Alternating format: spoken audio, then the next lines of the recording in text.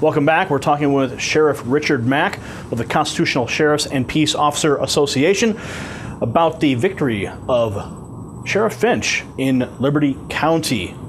Sheriff, some commentators have suggested that Sheriff Finch was targeted by corrupt, entrenched political interests in Liberty County. You've said it yourself. How do we know that this is truly the case?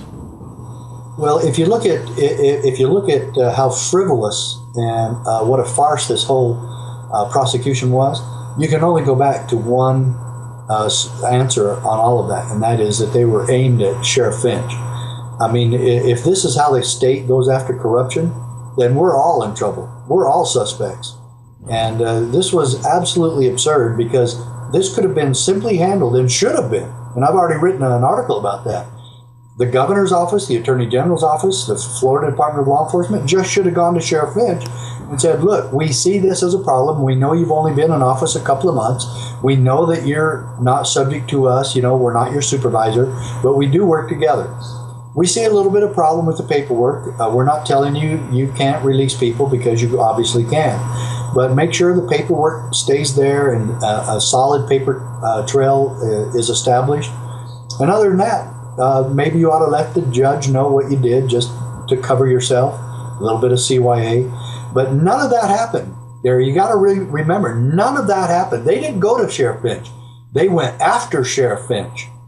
And even after one of the local radio show hosts interviewed So what you're saying is they could have just said, hey, they give him a friendly phone call. They're all on the same side of the law. Say, Sheriff, you know, we realize that what you've done here is within your boundaries, but keep a paper trail and you know, don't do this again, so to speak. They could have done that, but instead they went ahead full force and prosecuted him. Prosecute him with a felony. And a local radio host met with the governor in person and told him all of this that I'm telling you now. And the governor would have nothing to do with it. He says, we're going after him. We're going full board ahead. And this is why it's so ridiculous. And I know, and I've already written I'm writing a letter to every Florida sheriff about 10 reasons why this is obvious that they were going after Sheriff Finch and not a proper prosecution. Now let's shift gears to talk about the Southern Poverty Law Center, because prior to the verdict, they dismissed Sheriff Finch as a crank, a crackpot, and they fully seemed confident that he would be permanently removed from office, maybe even wind up behind bars. What message, if any, does his acquittal send to the Southern Poverty Law Center and their allies? Well, this is just, once again, the Southern Poverty Law Center being on the wrong side of freedom and the Constitution, which they have nothing but disdain for. The Southern Poverty Law Center, bases everything they do on lies and falsehoods and innuendo.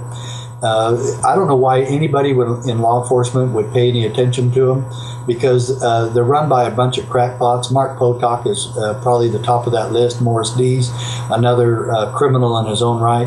And these people are just after money and fame. They want to get in front of the camera, so they have to demean people who are upstanding citizens and public leaders. The only ones who really make a difference for freedom, they're going to assail you, demean you, and go after you with their lies and dishonesty. And SPLC has once again exposed themselves as a meaningless, mindless group. Now let's talk about your organization, the CSPOA. It emphasizes the idea that sheriffs and other lawmen should be peace officers rather than law enforcers. Could you describe the difference between the two?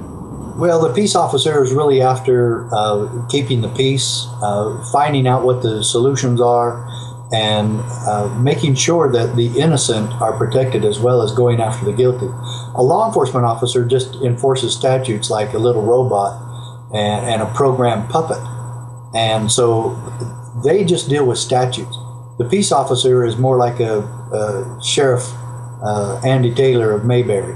We're after serving people, helping people, and ultimately becoming an oath keeper and a guard of the Constitution, just as we promised to do in our oath of office. Now, Sheriff, every day we're provided with new and shocking illustrations of the fact that many, if not most, contemporary police officers view the public as an enemy to be subdued rather than citizens whose rights must be protected.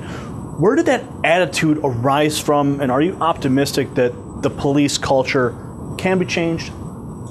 I'm not optimistic about it, but I've dedicated my life to it. And that's what we do at CSPOA.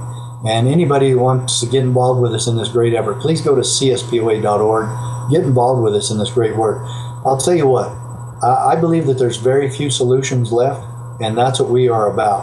I hope that we can change the paradigm that the law enforcement community has been inculcated with, if not brainwashed, this them against us mentality, this Gestapo-like mentality, and that we can do whatever we want because we have the badge and the gun. That's not what we're here for.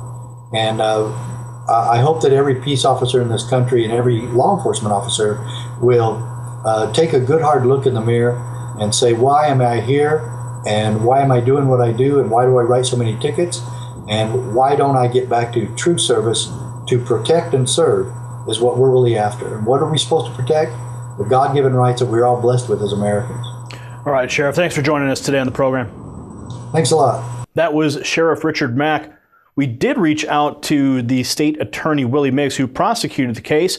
He's a Democrat, and he told the Miami Herald he was disappointed with the outcome, and quote, "We thought we established the case. The verdict should have been guilty on both counts. It wasn't, so we go on to the next case. We don't win all of our cases. Our job is simply to try them." All right, we have more news ahead. We've also got the full report from Hollywood and the weather right here on WHGT. Stay tuned.